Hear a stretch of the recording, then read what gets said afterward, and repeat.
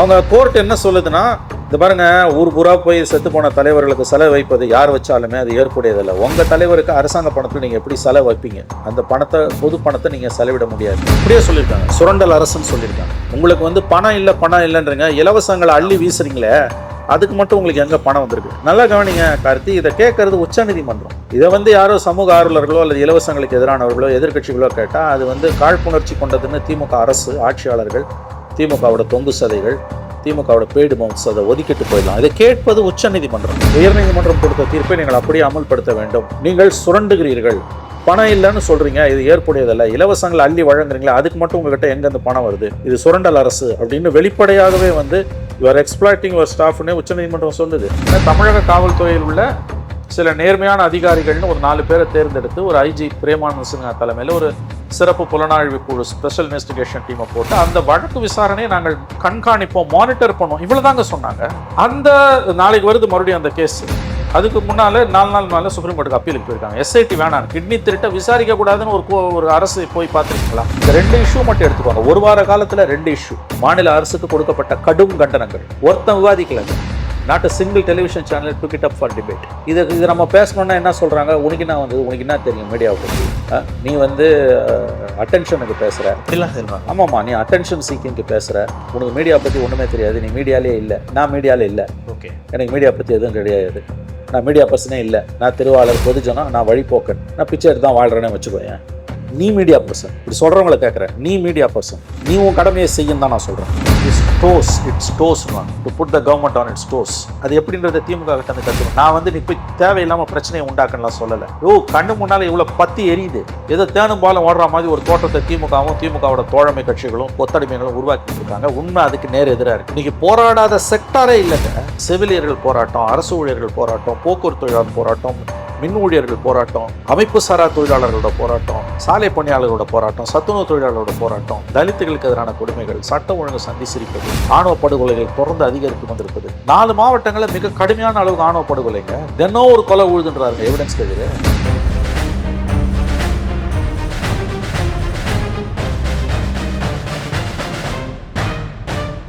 ரெட்ரோலுக்ஸ் நெஞ்சங்களுக்கு வணக்கம். நான் கார்த்திக். இன்றைய பொலிட்டிக்கல் பல்ஸ் நிகழ்ச்சியில் நம்முடைய இணைந்திருப்பவர் மூத்த பத்திரிகையாளர் திரு மணி அவர்கள். வணக்கம் சார். வணக்கம் கார்த்திக் சார். நிறைய விஷயங்கள் நம்ம கண்ணிலேயே பட மாட்டேங்குது, சில விஷயங்கள்லாம் கேட்கவே முடியல அப்படின்றத நம்ம தொடர்ந்து பேசிக்கிட்டு இருக்கோம்.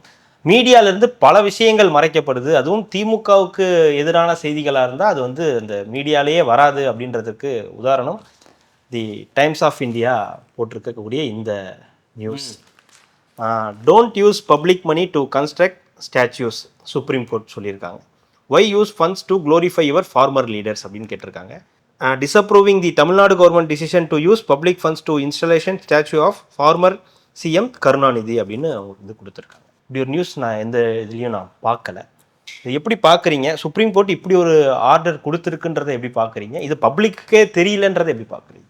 சுப்ரீம் கோர்ட் என்ன சொல்லியிருக்குன்னா, நேற்றைக்கு உச்சநீதிமன்றத்தில் வள்ளியூர், தென் தமிழ்நாட்டில் இருக்கக்கூடிய வள்ளியூர், ஐ திங்க் அது தூத்துக்குடி மாவட்டம் அல்லது திருநெல்வேலி, 2ல் ஏதோ ஒரு மாவட்டத்தில் வரும்னு நினைக்கிறேன். வள்ளியூர் ரொம்ப ஃபேமஸான ஒரு ஊர். அது வள்ளியூரில் தினசரி காய்கறி சந்தை செயல்படக்கூடிய இடத்துல ஒரு வளைவு, நினைவு வளைவு, ஒரு ஆர்ச் ஒன்று வைக்கிறாங்க. அந்த ஆர்ச் பக்கத்திலே கருணாநிதி சிலையை வைக்கிறதுக்கு, நிறுவனத்துக்கு மாநில அரசு முடிவு செஞ்சிருக்கு. இதை எதிர்த்து மனுக்கள் சென்னை உயர்நீதிமன்றத்தில் தாக்கல் செய்யப்பட்டு, இது போக்குவரத்துக்கு பாதிப்பாக இருக்கும், 2வது பொது பணத்தில் அரசாங்க செலவத்தில் எதுக்கு தலைவர்களுக்கு தொடர்ந்து இப்படி சிலைகளை வச்சுட்டு போகணுன்னு ஒரு பெட்டிஷன் ஒரு பெட்டிஷனும் 1க்கும் மேற்பட்ட மனுக்கள் அதை சென்னை உயர்நீதிமன்றம் அந்த மனுக்களை ஏற்றுக்கொண்டு, அரசாங்க செலவில் செத்துப்போன தலைவர்களுக்கு செலவு வைக்கிறதெல்லாம் உங்கள் தலைவருக்கு செலவு வைக்கிறதெல்லாம் ஏற்றுக்கொள்ள முடியாதுன்னு அரசாங்கம் வள்ளியூரில் அந்த ஆர்ச் பக்கத்தில் இருக்கக்கூடிய அந்த சிலை வைப்பதை தடை செய்தது. இதை எதிர்த்து தமிழ்நாடு கவர்மெண்ட் சுப்ரீம் கோர்ட்டுக்கு போகுது. இந்த வழக்கு தான் நேற்று உச்சநீதிமன்றத்தில் வருது. அப்போ நீதிபதிகள் என்ன கேட்குறாங்க? 2 நீதிபதிகள் அமர்வு, தலைவர்கள் இறந்துட்டாங்க. இறந்த பிறகு ஒவ்வொருத்தருக்கும் ஒரு கோட்பாடு, கொள்கை இருக்கும். அவங்கவுங்க தலைவர்களுக்கு செலவு வைக்கிறது நீங்கள் அரசாங்க பணத்தை செலவு பண்ண ஆரம்பிச்சிங்கன்னா அது சரியான முறையுமே கிடையாது. நீங்கள் எதற்காக செத்துப்போன தலைவர்களுக்கு அரசு செலவில் பணம் செலவு வைக்கணும்னு விரும்புகிறீங்க? இது பொருள் விரயம். 2வது அந்த இடத்துல போக்குவரத்து பாதிக்கப்படும். அதனால் இதை அனுமதிக்க முடியாது, சென்னை உயர்நீதிமன்ற தீர்ப்பில் தலையிட முடியாதுன்னு தெளிவாக சொல்லி மனுவை தள்ளுபடி பண்ணுறாங்க. அப்போ தமிழ்நாடு அரசு சார்பாக ஆஜரான வழக்கறிஞர், திமுக மாநிலங்களவை உறுப்பினர் பி வில்சன் அவர் என்ன சொல்றாருன்னா, அப்போ எங்களுக்கு தெளிவுபடுத்துங்க, 30 லட்சம் ரூபாய் செலவில் ஏற்கனவே அங்கே நினைவு அந்த ஆர்ச் வளைவு கட்டிட்டோம், அது செயல்படலாமா வேணாமான் போது இது எதுலையுமே நாங்கள் தலையிட முடியாதுன்னு வில்சனோட அந்த கோரிக்கையை காதல கூட உச்சநீதிமன்றம் வாங்காமல் டிஸ்மிஸ் பண்ணியிருக்கு. அவங்க கோர்ட் என்ன சொல்லுதுன்னா, இந்த பாருங்க, ஊர் பூரா போய் செத்து போன தலைவர்களுக்கு செலவு வைப்பது யார் வச்சாலுமே அது ஏற்புடையதில்லை. உங்கள் தலைவருக்கு அரசாங்க பணத்தில் நீங்கள் எப்படி செலவு வைப்பீங்க? அந்த பணத்தை, பொது பணத்தை நீங்கள் செலவிட முடியாது. இதுக்கு ஒரே வழி வந்து ஸ்டாச்சூஸ் பார்க், லீடர்ஸ் தலைவர்களோட சிலைகள் எல்லா இடத்துலையும் ஒரு பூங்கால வைங்க. அது ஏற்கனவே அந்த கான்செப்ட் வந்துருச்சு. யாராவது தெரிஞ்சுக்கணும்னு விரும்புகிறான்னா அந்த பார்க்குள்ளே போய் அவனும் பிடிச்ச தலைவரை அவன் பார்த்துட்டு அந்த அதுக்கு கீழே வந்து பிளாக் அது இது வந்து பிளேக் வைங்க. நீங்கள் வந்து அது பக்கத்துலேயே வந்து ஒரு சதுக்க மாதிரி வச்சு கூட வந்து அவர் என்னெல்லாம் சாதிச்சாரு, எவ்வளோ பண்ணாரு அப்படின்றதெல்லாம் நீங்கள் வந்து தலைவர்களோட வாழ்க்கை வரலாறு சுருக்கமாக அந்த வரலாறுலாம் நீங்கள் அதில் கல்வெட்டில் எழுதிருங்க, அவங்க பார்த்து படித்து தெரிஞ்சு கல்வெட்டில் எழுதிருங்க, அவங்க பார்த்து தெரிஞ்சுக்கிட்டோம் இவங்கெல்லாம் என்னத்தை சாதிச்சாங்கன்றது மக்களுக்கு ஏற்கனவே தெரியும். இது கவுண்டமணி ஸ்டைலில் இருக்கு. பின்னால் வர சந்ததிகள் அதை பார்த்துக்கிறதுக்கு லீடர்ஸ் பார்க்குன்றாங்க. அது வந்து அது ஏற்கனவே அந்த இது பொது இடத்துல செலவைக்காத, அரசாங்க செலவில் செத்து போன தலைவர்கள் அவங்க எவ்வளோ சாதிச்சு கீழ்ச்சிருந்தாங்கனாலும் செலவெல்லாம் வைக்காதுன்றது தான் உச்சநீதிமன்றத்தோட தீர்ப்போட சாராம்சம். இப்போ நம்ம இதை எப்படி பார்க்கணும்னா 2 விஷயம். ஒன்று, கடந்த சில நாட்களாக உச்சநீதிமன்றத்தில் தமிழ்நாடு அரசு தொடர்ந்து கூட்டு வாங்கி கொண்டிருக்கிறது. இப்போ இது நேற்று நடந்தது. நேற்றைக்கு முன்தினம் அல்லது அதற்கு முன்தினம் வந்து செவிலியர்கள் பிரச்சனை உங்களுக்கு தெரியும். செவிலியர்கள் பிரச்சனையில் வந்து தொகுப்பூதியம் வாங்கிக்கிட்டு பாவம் 18,000 ரூபாய் சம்பளத்தில் தொகுப்பூதியத்தில் செவிலியர்கள் வேலை செய்கிறாங்க. அதே வந்து பணி நிரந்தரம் செய்யப்பட்டவர்களுக்கு 55,000 ரூபாய் சம்பளம். சென்னை உயர்நீதிமன்றம் 2 பேரும் ஒரே வேலையை தான் செய்கிறாங்க, அதுவும் ரொம்ப முக்கியமான பணியை செய்கிறாங்க, அவங்களோட பணி நிரந்தரமாக்கி ஒரே சம்பளம் கொடுக்கணும்னு உத்தரவு போடுது. அதை எதிர்த்து திராவிட மாடல் அரசு சமூக நீதி காக்கக்கூடிய அரசு இருக்குல்ல, அது வந்து உச்சநீதிமன்றத்துக்கு போகுது. இது எப்பேற்பட்ட சமூக நீதி காக்கும் செயல் என்பதை திருவாளர் பொதுஜனத்தின் மனசாட்சிக்கு நாம் விட்டு விடலாம். அங்கேயும் குட்டு வாங்கியிருக்காங்க, நல்லா குட்டி ஓங்கி குட்டி இருக்கு உச்சநீதிமன்றம். அப்படி ஆமா, நீங்க வந்து எதுலயும் வரல, அதான் அடுத்து பேசுவோம். வந்தது ஏதோ 1-2ல வந்தது, இது எதுலையுமே வரல, அது சிலதுல வந்தது. நீங்க வந்து சுரண்டுறீங்க, இப்படியே சொல்லியிருக்காங்க, சுரண்டல் அரசுன்னு சொல்லியிருக்காங்க. உங்களுக்கு வந்து பணம் இல்லைன்றீங்க, இலவசங்களை அள்ளி வீசுறீங்களே, அதுக்கு மட்டும் உங்களுக்கு எங்க பணம் வந்திருக்கு? நல்லா கவனிங்க கார்த்தி, இதை கேட்கறது உச்சநீதிமன்றம். இதை வந்து யாரோ சமூக ஆர்வலர்களோ அல்லது இலவசங்களுக்கு எதிரானவர்களோ எதிர்கட்சிகளோ கேட்டா அது வந்து காழ்ப்புணர்ச்சி கொண்டதுன்னு திமுக அரசு, ஆட்சியாளர்கள், திமுகவோட தொங்கு சதைகள், திமுகவோட பெய்டு மவுத்ஸ் அதை ஒதுக்கிட்டு போயிடலாம். இதை கேட்பது உச்சநீதிமன்றம். நீங்கள் சுரண்டுகிறீர்கள், 2 பேரும் ஒரே விதமான பணியை தான் செய்கிறாங்க. நீங்கள் கன்ஃபார்ம்டு எம்ப்ளாயி, பணி நிரந்தரம் செய்யப்பட்ட ஒரு செவிலியர், ஒரு நர்ஸ், அவங்களுக்கு 55,000 ரூபாய் சம்பளம்னா அதே வேலையை செய்யக்கூடிய ஒரு அன்கன்ஃபார்ம்டு பணி நிரந்தரம் செய்யப்படாத செவிலியர் நர்ஸோட சம்பளம் 18,000. இது ஏற்புடையதல்ல. உயர்நீதிமன்றம் கொடுத்த தீர்ப்பை நீங்கள் அப்படியே அமல்படுத்த வேண்டும். நீங்கள் சுரண்டுகிறீர்கள், பணம் இல்லைன்னு சொல்றீங்க, இது ஏற்புடையதல்ல. இலவசங்களை அள்ளி வழங்குறீங்களா, அதுக்கு மட்டும் உங்ககிட்ட எங்கேருந்து பணம் வருது? இது சுரண்டல் அரசு அப்படின்னு வெளிப்படையாகவே வந்து யுவர் எக்ஸ்பிளாய்டிங் யுவர் ஸ்டாஃப்னு உச்சநீதிமன்றம் சொல்லுது. நம்ம டாக்டர் அன்புமணி ராமதாஸ் தெளிவாக சொல்லி அறிக்கையில் சொல்லியிருந்தார். இது திராவிட மாடல் அரசா சுரண்டல் அரசா? உச்சநீதிமன்றம் கேள்வி கேட்குது, அதுக்கு பதில் சொல்லுங்க.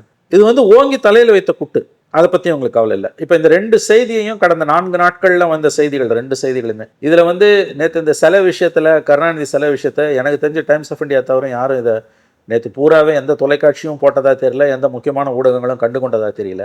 ஸ்டாஃப் நர்ஸ் விஷயத்தில் சில செவிலியர்கள் விஷயத்தில் சில ஊடகங்கள் மட்டும் அதை போட்டாங்க. அதாவது ஒரு அரசுக்கு எதிரான மிக கடுமையான கண்டனத்தை வந்து உச்சநீதிமன்றம் தெரிவிக்குது. மறுபடியும் சொல்கிறேன், இதை வேற யாரோ தனிநபர்களோ ஸ்தாபனங்களோ எதிர்கட்சிகளோ அமைப்புகளோ தெரிவித்திருந்தால் நீங்கள் கடந்து போகலாம், அதுவே தவறு. பட் கடந்து போனால் ஓகே, புரிஞ்சுக்கலாம். ஆனால் இது வந்து இந்த நாட்டோட கடைசி நம்பிக்கையாக இருக்கக்கூடிய உச்சநீதிமன்றம் உங்கள் தலையில் தொடர்ந்து குட்டுகிறது. 4 நாளில் 2 கண்டனங்களை வாங்கியிருக்கீங்க. அதே மாதிரி இன்னொன்று பாருங்க, எந்த அளவுக்கு வந்து இவர்கள் நீதிமன்ற தீர்ப்பை மதிக்கலைன்னா, கிட்னி ராக்கெட்ல வந்து அதுக்கும் உச்சநீதிமன்றம் போயிருக்காங்க. எவ்வளவு கொடுமைங்க இது! அதுக்கும் உச்சநீதிமன்றம் போயிருக்காங்க. அதுல என்ன ஜட்ஜஸ் சொன்னாங்க? மதுரை பெஞ்ச், மெட்ராஸ் ஹைகோர்ட் என்ன சொல்லிச்சு? மதுரை பெஞ்ச் அவங்க ஒன்றும் சிபிஐ விசாரணைக்கு உத்தரவு போடலங்க. சிபிஐ விசாரணைக்கு உத்தரவு போட்டால் அவங்களுடைய அச்சம் நியாயமானது. ஏன்னா அரசியல் ரீதியாக திமுக அரசின் மீது மோடி அரசுக்கு காழ்ப்புணர்ச்சி இருக்கிறது.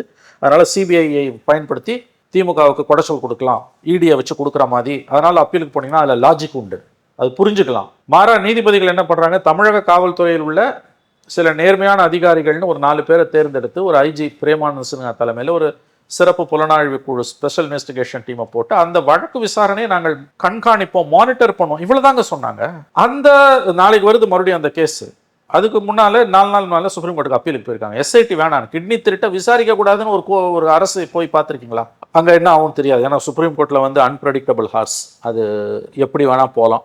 இந்த எஸ்ஐடிக்கு ஸ்டேவும் கொடுக்கலாம். இல்லை வந்து தலையில் இப்போ கருணாநிதி சிலை விஷயத்தில் வந்து மத்திய செவிலியர் விஷயத்தில் வந்தவன் தலையில் ஓங்கி குட்டியும் அனுப்பலாம். அது எப்படி நடக்கும் நமக்கு தெரியாது. மறந்து போய் திருட்டுன்றீங்க, அது சேஞ்ச் என்ன பண்ணி. ஆமாம், அது வந்து முறைகேடு. கிட்னி கொடுக்க போன ஒரு லேடியை வந்து கிட்னி நல்லா இல்லை எடுக்க முடியாது, லிவரை உருவிட்டானுங்க, அதுவும் முறைகேடு, திருட்டு கிடையாது. எது நல்லா இருக்கோ அதை உருவிடுறாங்க. திராவிட மாடல் ஆட்சியோட மிகச்சிறந்த சாதனைகளில் ஒன்று இது. அப்போ தொடர்ந்து உச்சநீதிமன்றத்தில் இவர்கள் குட்டு வாங்கி கொண்டே இருக்கிறார்கள். இதில் இன்னொரு விஷயம் பார்த்தீங்கன்னா வந்து ஒரு செய்தின்ற அளவில் இது பொதுமக்கள் மத்தியில் இதற்கு முக்கியத்துவம் கொடுத்து பிரசுரிக்க வேண்டிய அல்லது விவாதிக்க வேண்டிய ஊடகங்கள் வந்து இதை கடந்து போவதும் மௌனம் காப்பதும் தான் வேதனையானது. இதே எடப்பாடிக்கு எதிராக, தமிழ்நாடு பிஜேபிக்கு எதிராக ஏதாவது ஒன்று வந்துன்னா அப்படியே தலையில் உருண்டு புரண்டு எல்லா வேலையும் செஞ்சுருப்பாங்கல்ல. உச்சநீதிமன்றத்தோட தீர்ப்புகள், கண்டனங்கள் எவ்வளவு முக்கியமான விஷயம். இல்லை, இதை கூட புரிஞ்சுக்க முடியுது. கருணாநிதி அவர்களுக்கு சிலை வைக்கக்கூடாது, மறைந்த தலைவர்களுக்கு சிலை வைக்கக்கூடாதுன்றது ஒரு ஓகே. ஆனால் ஒரு கிட்னி திருட்டு விஷயத்தில் வந்து இப்படி செய்கிறது அப்படின்றத ஊடகங்களே மறைக்குதுன்றத எப்படி? ஆமாங்க. அப்போ எந்த அளவுக்கு வந்து ஊடகங்கள் வந்து திமுக அரசோட 90% ஊடகங்கள் கை பாவையாக மாறி இருக்கு நினைங்க. மக்கள் நம்ம முகத்துல காரி துப்புறாங்கன்ற புரிதல் கூட இந்த ஊடகங்களுக்கு இல்லை. அதாவதுங்க, ஒரு குறைஞ்சபட்சம் தங்களுடைய நம்பகத்தன்மையை காப்பாற்றிக் கொள்வதற்காவது இந்த ஊடகங்கள் வந்து குறைந்தபட்ச மனசாட்சியுடன் செயல்படணும். ஏன்னு கேட்டீங்கன்னா, ஒரு 15 ஆண்டுகளுக்கு முன்பு ஒரு செய்தியை தெரிந்து கொள்வதற்கு அச்சு ஊடகங்களையும் காட்சி ஊடகங்களையும் மட்டும்தான் மக்கள் நம்பி இருந்தாங்க. அப்ப நீ மறைச்சினா அதுல ஒரு லாஜிக் உண்டு. அது கெட்டது செஞ்சா கூட அதை வந்து சுத்தமாக செய்யணும், அதுக்கு ஒரு துப்பு இருக்கணும், திறமை இருக்கணும். அதுவும் இல்லை. ஏன்னா ஒரு செய்தியை மக்கள் காட்சி ஊடகங்களையும் அச்சு ஊடகங்களையும் பார்த்து, அதாவது ட்ரெடிஷ்னல் மீடியா, பாரம்பரிய ஊடகங்களை பார்த்து மட்டும்தான் தெரிந்து கொள்வார்கள் என்ற நிலை 15 ஆண்டுகளுக்கு முன்பு இருந்தது. இன்றைக்கு அது இல்லை. இன்றைக்கு வந்து கையளவு உலகம். இந்த செய்தியை வந்து சில பேர் ட்வீட் பண்ணியிருக்காங்க, கருணாநிதி சில விஷயத்துலையாக இருக்கட்டும், செவிலியர்கள் விஷயத்துலையும் ஆகட்டும். இதெல்லாம் வந்து சில பேர் வந்து ஆன்லைன் மீடியாவில் இதை எடுத்து போட்டுக்கிட்டு தான் இருக்காங்க. அப்போ ஏற்கனவே தெரிஞ்ச செய்தியை நீங்கள் மக்கள் மன்றத்திலிருந்து மறைப்பதன் மூலமாக தங்களுடைய நம்பகத்தன்மையை இந்த காட்சி ஊடகங்கள், மெயின் ஸ்ட்ரீம் மீடியா தங்களை தாங்களே அழித்துக் கொள்கிறார்கள். தங்களுடைய நம்பகத்தன்மையை அழித்துக் கொள்கிறார்கள். அவருடைய ஒரே மூலதனம் நம்பகத்தன்மை. அது அழிந்து போனால் நாளைக்கு அவர்கள் வந்து மொத்தமாக வந்து மக்கள் மன்றத்திலிருந்து தூக்கி எறியப்படுவார்கள். தங்களுடைய இருப்புக்கே ஒரு ஆபத்து வருகிறது என்பது தெரிந்தும் அது குறித்து கவலைப்படாமல் இன்றைக்கு கிடைக்கக்கூடிய சில பொற்காசுகளுக்காக, ஆளும் கட்சி வீசி எறியக்கூடிய எலும்பு துண்டுகளுக்காக இந்த பெரும்பாலான ஊடகங்கள் வந்து தர்மத்துக்கு விரோதமாக, குறைஞ்சபட்ச பத்திரிகை தர்மத்துக்கு விரோதமாக, மினிமம் கர்டசிங்க, இது மினிமம் ப்ரொஃபஷனலிசம் ஆங்கிலத்தில் சொன்னான், தொழில் தர்மம், ப்ரொஃபஷனலிசம், அதுக்கு விரோதமாக இன்னைக்கு போகிறாங்க. இதில் நீ சாதிக்கிறதால, நான் என்ன சொல்கிறேன், nothing succeeds like success in life மாதிரி. இதால் உனக்கு நிரந்தர லாபம் வரும், நீ ஜெயிச்சா கூட பரவாயில்ல. இல்லை, இதால் உனக்கு நஷ்டம் தான் வரப்போகுது. எக்ஸப்ட் திமுக சார்பில் திமுக காரர்களால் நடத்தப்படக்கூடிய ஊடகங்களை தவிர, சன் டிவி, கலைஞர் டிவியை தவிர மற்றவங்க எல்லாருக்குமே இந்த மாதிரியான அணுகுமுறையால் பெரிய அழிவு, பெரிய அதிர்ச்சி தான் காத்திருக்குது. இது காலப்போக்கில் நடக்கும். அதாவது வந்து என்னன்னு கேட்டிங்கன்னா வந்து மக்கள் வந்து நம்பகத்தன்மை இழந்துருவாங்க. யார் தப்பு பண்ணாலும் ஒரு அரசுக்கு எதிராக உச்சநீதிமன்றத்தில் கண்டனங்கள் வருதுன்னா அதை பேச வேண்டிய அளவுக்கு பேசணும், மக்கள்கிட்ட கொண்டு போக வேண்டிய அளவுக்கு கொண்டு போகணும். ஜெயலலிதா கவர்மெண்ட்லையும் எடப்பாடி கவர்மெண்ட்லையும் தமிழக அரசுக்கு எதிராக உச்சநீதிமன்றத்தில் வந்த எத்தனையோ தீர்ப்புகள், கண்டனங்கள், வாய்ச்சொல் கண்டனங்கள், அதாவது வந்து அப்சர்வேஷன்ஸ் எல்லாம் வந்து பெரிய அளவில் மீடியா வந்து மக்கள்கிட்ட கொண்டு போகணும். இன்னைக்கு ஜட்ஜ்மெண்ட்ஸ் வருது, அதை கூட இவங்க பண்ணலை, மக்கள்கிட்ட கொண்டு போகலன்னா இதோட அர்த்தம் என்னன்னா, இவர்கள் தங்களுடைய தற்காலிக லாபங்களுக்காக தங்கள் தொழில் தர்மத்தை இழந்து தங்களை தாங்களே சவக்குழிக்கு தள்ளி கொண்டிருக்கிறார்கள் என்பது ஒன்று. இது அவங்க தலையெழுத்து. திருவாளர் பொதுஜனத்தை பொறுத்த வரைக்கும் அவங்கள வந்து இவங்க டார்க்கில் வைக்கிறாங்க. என்னதான் சோஷியல் மீடியா வந்ததுனாலும் வந்து உங்களுக்கு வந்து மெயின் ஸ்ட்ரீம் மீடியாவில் வந்துன்னா அதோட மரியாதை தனி. சோஷியல் மீடியாவில் வருதுன்றது ஓகே, போது சேருது. ஆனால் அதோட உண்மையான பரிமாணம் என்பது மெயின் ஸ்ட்ரீம் மீடியாவில் வரும்போது தான் தெரியும். அப்போ மெயின் ஸ்ட்ரீம் மீடியா ஒரு கட்டத்தில் தன்னோட நம்பகத்தன்மையை வந்து முற்றிலுமாக இழக்கும். ஸோ ஒரு ஜேர்னலிஸ்டாக நம்ம கவலைப்பட வேண்டியது அதை பற்றி தான் கவலைப்படணும். இந்த 2 இஷ்யூ மட்டும் எடுத்துக்கோங்க. ஒரு வார காலத்தில் 2 இஷ்யூ, மாநில அரசுக்கு கொடுக்கப்பட்ட கடும் கண்டனங்கள். ஒருத்தன் விவாதிக்கல, not a single television channel took it up for debate. இது நம்ம பேசணும்னா என்ன சொல்கிறாங்க, உனக்கு என்ன தெரியும் மீடியாவை பற்றி, நீ வந்து அட்டென்ஷனுக்கு பேசுகிற, அப்படிலாம் சொல்கிறாங்க. ஆமாம்மா, நீ அட்டென்ஷன் சீக்கிங்க்கு பேசுகிற, உனக்கு மீடியா பற்றி ஒன்றுமே தெரியாது, நீ மீடியாலே இல்லை. நான் மீடியாவில் இல்லை, ஓகே, எனக்கு மீடியா பற்றி எதுவும் கிடையாது, நான் மீடியா பர்சனே இல்லை, நான் திருவாளர் பொதுஜனம், நான் வழிபோக்கன், நான் பிச்சை எடுத்து தான் வாழ்கிறேன்னு வச்சுக்கோயேன். நீ மீடியா பர்சன், இப்படி சொல்கிறவங்கள கேட்குறேன், நீ மீடியா பர்சன், நீ உன் கடமையை செய்யும் தான் நான் சொல்கிறேன். நான் மீடியா பர்சன் இல்லைன்றதை நான் ஒத்துக்கிறேன், நீ சொல்கிறத நான் ஏற்றுக்கிறேன். நீ மீடியா பர்சன், நீ பேசு, நீ உன் கடமையை செய்யன்னு திருவாளர் பொதுஜனமா நான் கேட்கறேன், கன்சூமரா கேட்கறேன். ஒரு வாசகனா, ஒரு வழிபார்வையாளனா, ஒரு பார்வையாளனா நான் கேட்கறேன். நான் மீடியா பர்சன் இல்லையா? நான் ஜேர்னலிஸ்ட் இல்லையா? நீ மீடியா பர்சன், நீ ஜேர்னலிஸ்ட், நீ உன் வேலையை ஒழுங்கா செய்ய, அதுதான் பொதுமக்களுக்கு நீ செய்யக்கூடிய ஒரே நல்ல காரியம். நீ உன் வேலையை செய்ய நான் சொல்றேன். இந்த மாதிரி சொல்றாங்கல்ல, அவங்களை இழிவுபடுத்துறது மூலமா நீ எதுவும் சாதிக்க போறது கிடையாது. ம். இப்படி எழுதக்கூடியவர்களுக்கு நான் சொல்லுவது, நீ ஜேர்னலிஸ்ட், நான் ஜேர்னலிஸ்டா இல்லாமலே இருக்கட்டும், நீ ஜேர்னலிஸ்ட் இல்லை, நீ உன் வேலையை செஞ்சியா? இதுக்கு பதில் கிடையாது. இதுல கொடுமை என்னன்னா கார்த்தி, மீடியா பற்றி திட்டினா பிரயோஜனம். அப்போசிஷன் கொலாப்ஸ், இதை வந்து எடுக்க வேண்டிய அளவில் அப்போசிஷன் இது எடுத்து பேச நிறைய சொல்லிட்டோம், அது பேசியாச்சு. எடுத்து கதிகலங்கா வைக்கிற அளவுக்கு ஏங்க கிட்னி திருட்ட என்டிஏ பிரச்சனையா மாத்தி தமிழ்நாடு பூரா வந்து அதிர வைக்கிற அளவுக்கு பிரச்சாரத்தை எடப்பாடியும் நயினார் நாகேந்திரனும் தோழமை கட்சிகளும் கொண்டு போயிருந்தா media will be force to cover it. மீடியாவில் இருக்க சில நண்பர்கள் என்ன சொல்றாங்க, நீங்க சொல்றதெல்லாம் உண்மைதாங்க, ஆனா எங்களோட நெருக்கடியை புரிஞ்சுக்கோங்க, இவர் பேச வேண்டிய அளவுக்கு எடப்பாடி பேசலாம்னா நாங்க எப்படிங்க கவர் பண்ண முடியுன்றாங்க. அது உண்மை. இன்னைக்கு இந்த இடத்துல ஸ்டாலின் இருந்திருந்தாருன்னா, எடப்பாடி சிஎம்மா இருந்து ஒரு அதிமுக எம்எல்ஏ ஹாஸ்பிட்டலில் இது நடந்து எலெக்ஷன் 10 மாதம் 7 மாதத்துக்கு முன்னாடி இது நடந்ததுன்னா திமுக இதை வச்சு சுழண்டு பிரச்சாரம் பண்ணியிருக்கும். ஆங்கிலத்தில் சொன்னால் DMK would have gone to the towns. கோளாறு அப்போசிஷன் கிட்ட. கொரோனா காலத்தில் வெளியில் போக முடியாதுன்னு வீட்டு வாசலையாவது கூடிய பொசிஷன் ஸ்டாலின். பெனிக்ஸ் ஜெயராஜ் கேஸில் வந்து உதயநிதி ஸ்டாலினும் கனிமொழியும் இங்கேருந்து கார் எடுத்துகிட்டு போய் அங்கே பாதிக்கப்பட்டவங்களை பார்த்தாங்கன்னும் போது பர்மிட் இல்லாமல் போனாங்கன்னு ஒரு கேஸ் போட்டாங்க. அப்படிதான் ஒரு எதிர்க்கட்சி இருக்க முடியும், இருக்கணும். இதுக்கு எதிர்க்கட்சியும் ஒரு முக்கிய காரணம். நம்ம எதிர்க்கட்சியும் மீடியாவை விமர்சிக்கிற மாதிரி அதை விட அதிகமாக எதிர்க்கட்சி விமர்சனம். இவ்வளவு மோசமான, இவ்வளவு பலவீனமான, இவ்வளவு தூரம் ஒரு இலக்கு அறியாத ஒரு எதிர்க்கட்சி இந்தியாவில் தமிழ்நாடு வரலாறுல இருந்ததே கிடையாது. இதுதான் ஆபத்து, ரொம்ப ஆபத்து. வலிமையான ஜனநாயகத்துக்கு, வளமான ஜனநாயகத்துக்கு தினம் நம்ம பேசுகிறோம், நாக்கு வலிக்க பேசுகிறோம், சலிக்க பேசுகிறோம். அப்போசிஷன் எதிர்க்கட்சிகள் பலமாக இருக்கணும், ஆளுங்கட்சி பலவீனமாக இருக்கலாம். ஆனால் தமிழ்நாட்டோட சாபக்கேடு, ஆளுங்கட்சி பலமாக இருக்குது, ஆளுங்கட்சி தான் பலமாக இருக்கிறத விட கூடுதல் பலமாக இருக்கிறதா ஒரு தோற்றத்தை ஏற்படுத்தியிருக்கு. அதுதான் ஆளுங்கட்சியோட உண்மையான பலம். எனவே அவங்களுக்கு பலம் இருக்குது. எதிர்க்கட்சிகள் உண்மையிலே பலவீனமாக இருக்காங்க. உண்மையிலேயே எதிர்க்கட்சிகள் பலவீனமாக இருக்குது. இந்த பிரச்சனையை பற்றியெல்லாம் ஏடிஎம்கே பிஜேபி அவங்க அலையன்ஸ் தானேங்க பேசணும், என்டிஏ தானேங்க பேசணும். ஏங்க அவங்க இதை பற்றி பேசல? எவ்வளோ பிரச்சனைங்க, ஏங்க மக்களுக்கு, ஏங்க இன்னும் 7 மாசத்துல எலெக்ஷனுங்க. என்டிஏவை பற்றி யாரும் பேசுறது இல்லை சார். அப்புறம் சார் என்டிஏ எப்படி சார் இந்த விஷயத்தை பற்றி பேசும்? சரி, ஏடிஎம்கே பேச வேண்டியதானே? நான் கேட்குறேன், ஏடிஎம்கே இதை எடுத்துட்டு மக்கள்கிட்ட போக வேண்டியதானே? அங்கே தான் நிறைய பிரச்சனை இருக்கே சார். இல்லைங்க, இது அழிவுக்கு அறிகுறிங்க. தமிழ்நாட்டில் ஜனநாயகம் செத்துக்கிட்டு இருக்கு. நான் மறுபடியும் சொல்லுங்க, யார் வேணா ஜெயிக்கட்டும், யார் வேணா தோக்கட்டுங்க, மக்கள் முடிவுங்க. 4 முனை போட்டியில் திமுக ஜெயிக்கட்டும், மக்கள் தீர்ப்பு அதுதானே ஏற்றுக்க போகிறோம். நம்ம ஒன்று வேணான்னு சொல்ல போகிறது இல்லையா. ஆனால் ஒரு வலிமையான ஜனநாயகத்துக்கு வந்து ஒரு எதிர்க்கட்சி பலமாக இருக்குன்றது எவ்வளோ, எதிர்க்கட்சியோட பலம் தான் உண்மையான ஜனநாயகத்துக்கான ஆரோக்கியமான இரத்த ஓட்டம். பிரச்சனையை நீயா கிளப்புலாம் நம்ம சொல்லலைங்க. இருக்கிற பிரச்சனை நீங்க பேசு, மடியில் வந்து விழுது பிரச்சனை. இன்னொன்று, நீ கடமை தவறுற. உச்சநீதிமன்றம் ஒரு வாரத்தில் 2 கண்டனங்களை ஓங்கி குட்டி இருக்கு தமிழ்நாடு அரசு தலையில. அதை எடுத்து வச்சு மக்கள் கிட்ட போகணும்ல. அமைதியா இருக்கீங்க, ஒண்ணுமே நடக்காத மாதிரின்னா அப்ப இது வந்து சவக்குழிக்கு போதுங்க ஜனநாயகம். பேசி என்னங்க பிரயோஜனம்? இப்போ நம்மளாம் பேசி ஒரு பிரயோஜனம் இல்லைங்க. யாருக்கு தோணணுமோ அவங்களுக்கு தோணணும், யாருக்கு புத்தி வரணுமோ அவங்களுக்கு வரணும். இல்லை சின்ன பிரச்சனைகளை கூட ஸ்டாலின் பெருசாக்கினார் இல்லைங்க. ஒரு எதிர்க்கட்சி எப்படி செயல்படணுன்றதை திமுகவை பார்த்தாது அண்ணா திமுக கத்துக்கணும். ஒரு வலிமையான எதிர்க்கட்சி எப்படி செயல்படணும், இல்லை எனக்கு ஆரோக்கியமானதோ ஆரோக்கியமற்றதோ, ஒரு பவர்ஃபுல் வலிமையான எதிர்க்கட்சியா, அதுவும் தேர்தல்களுக்கு இன்னும் 7-8 மாதங்களே இருக்கக்கூடிய கட்டத்தில் அரசாங்கத்தை கதிகலங்க வைக்கக்கூடிய போராட்டங்களை எப்படி நடத்த வேண்டும் என்பதை, அரசாங்கத்தை எப்பயுமே குதிக்காலில் எப்படி நிற்க வைக்க வேண்டும் என்பதை, to put the government on its toes, to put the government on its toes, அது எப்படின்றத திமுக கிட்ட வந்து கற்றுக்கணும். நான் வந்து நீ போய் தேவையில்லாமல் பிரச்சனையை உண்டாக்கலாம் சொல்லலை. கண்ணு முன்னால் இவ்வளோ பத்தி எரியுது, ஏதோ தேனும் பாலும் ஓடுற மாதிரி ஒரு தோற்றத்தை திமுகவோட தோழமை கட்சிகளும் கொத்தடிமைகளும் உருவாக்கிட்டு இருக்காங்க. உண்மை அதுக்கு நேர் எதிராக இருக்கு. இன்னைக்கு போராடாத செக்டாரே இல்லைங்க. செவிலியர்கள் போராட்டம், அரசு ஊழியர்கள் போராட்டம், போக்குவரத்து தொழிலாளர் போராட்டம், மின் ஊழியர்கள் போராட்டம், அமைப்பு சாரா தொழிலாளர்களோட போராட்டம், சாலை பணியாளர்களோட போராட்டம், சத்துணவு தொழிலாளர்களோட போராட்டம், தலித்துகளுக்கு எதிரான கொடுமைகள், சட்ட ஒழுங்கு சந்தி சிரிப்பது, ஆணவ படுகொலைகள் தொடர்ந்து அதிகரித்து கொண்டிருப்பது. 4 மாவட்டங்களில் மிக கடுமையான அளவுக்கு ஆணவ படுகொலைங்க. தினம் ஒரு கொலை உழுதுன்றாருங்க எவிடன்ஸ்க்கு எதிரே.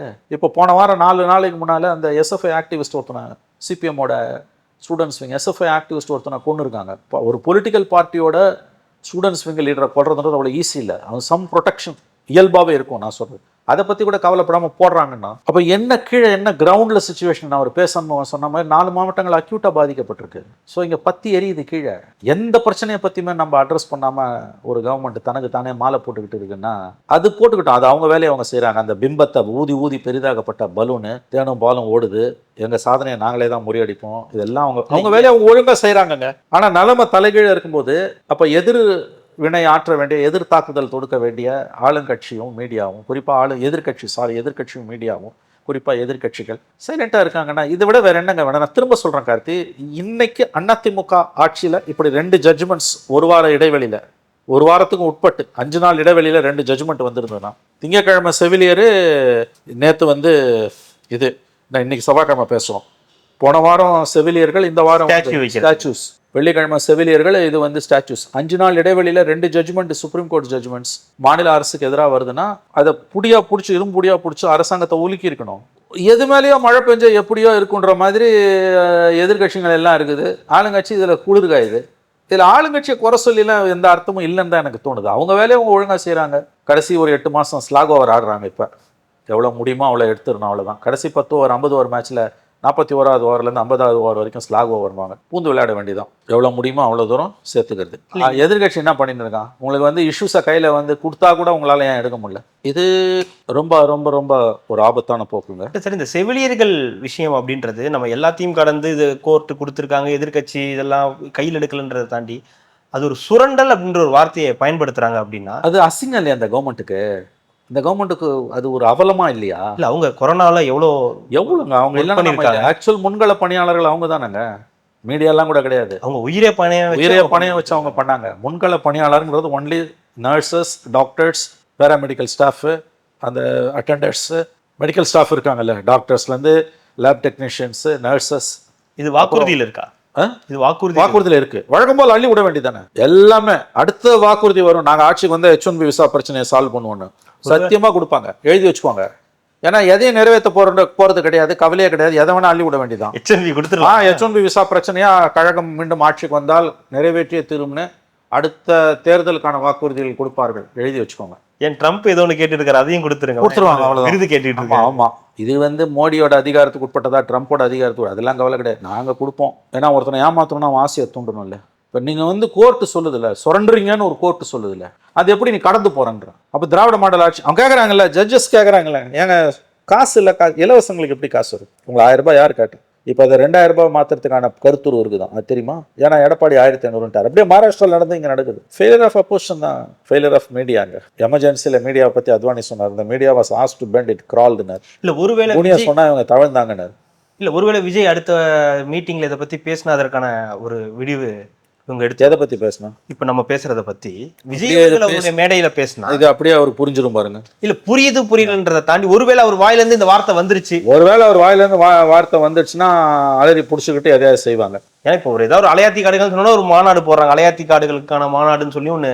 ஆமா, விஜய் எது பண்ணாலும் அவர் வந்து வேலுநாச்சியார கொள்கை தலைவராக ஒன்னா ஒரு சிலை வந்துடுச்சு. ஸோ விஜய் சொன்னா உடனே நடக்கும். திருவாரூர் திருச்சியில் அவர் போயிட்டு வந்தா உடனே அங்கே ஒரு மீட்டிங் நடக்கும். அங்கே ஒரு மீட்டிங் நடக்கும்.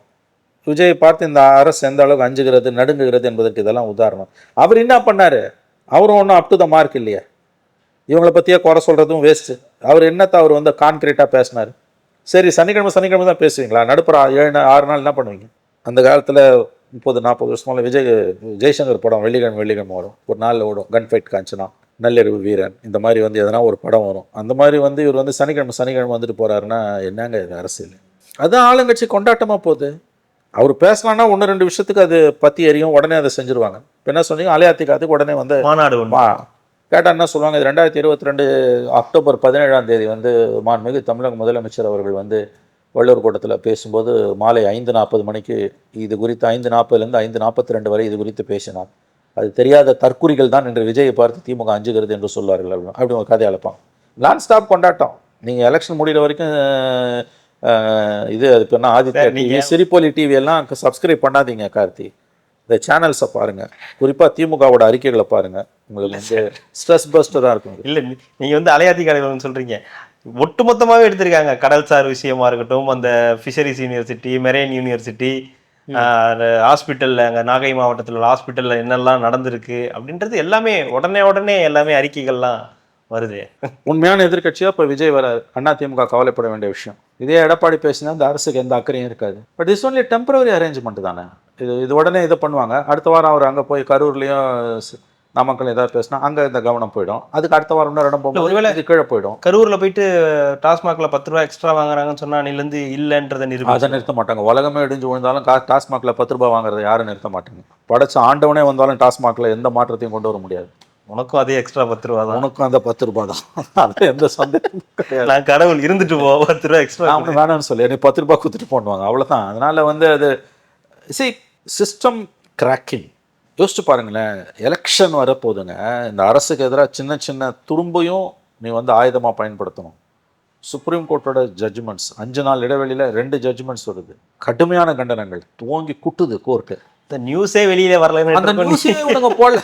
நீங்க கடுமையான கண்டனம் அந்த நியூஸே இருக்கும். இல்லை, நீ எதுக்கடா தொண்டை தண்ணி வழியை கத்துற, எவனுமே போடல, உனக்கு மட்டும் என்னடா வந்துடும். இல்லை, அது எப்படி வந்துங்க ஒரு அப்போசிஷனாலேயும் மீடியாவால் ஒரு செய்தியாக சுப்ரீம் கோர்ட்டோட ஜட்ஜ்மெண்ட்டுங்க. நீங்கள் உங்களுக்கு ரிலீஃப்னா சுப்ரீம் கோர்ட்டுக்கு தானே ஓடுறீங்க. இல்லை சார், இந்த இடத்துல அது தப்பா இருக்கு. பப்ளிக் மணின்றதுக்கு பதிலாக செந்தில் பாலாஜி ஏதாவது விடுதலைன்னு வந்திருந்ததுன்னா பேஜ் ஒன்றுங்க நேரத்துக்கு கொண்டாடி இருக்கலாம். ஸ்வீட் எடு கொண்டாடி. இப்போ இது தொடர்ச்சியாக வந்து நீங்கள் வந்து உச்சநீதிமன்றத்தை எப்படி இப்போ அதே மாதிரி கள்ளக்குறிச்சியில் சிபிஐ விசாரணை ஏற்று சுப்ரீம் கோர்ட்டுக்கு போனீங்க, தலையில் குட்டி அனுப்புனாங்க. இப்போ எஸ்ஐடிக்கு எதிராக போயிருக்கீங்க. கிட்னி ராக்கெட்டை விசாரிக்க கூடாதுன்னு கோர்ட்டு சுப்ரீம் கோர்ட்டுக்கு போனாங்க. இல்லாமல் அந்த சிறுமி அண்ணா நகர் சிறுமி விஷயம் எவ்வளோ தூரம் ஆக்சுவலி அதில் நல்ல ஜட்ஜ்மெண்ட். ஏன்னா சிபிஐ விசாரணைக்கு போனால் 6 வருஷம் 7 வருஷம் ஆகும்.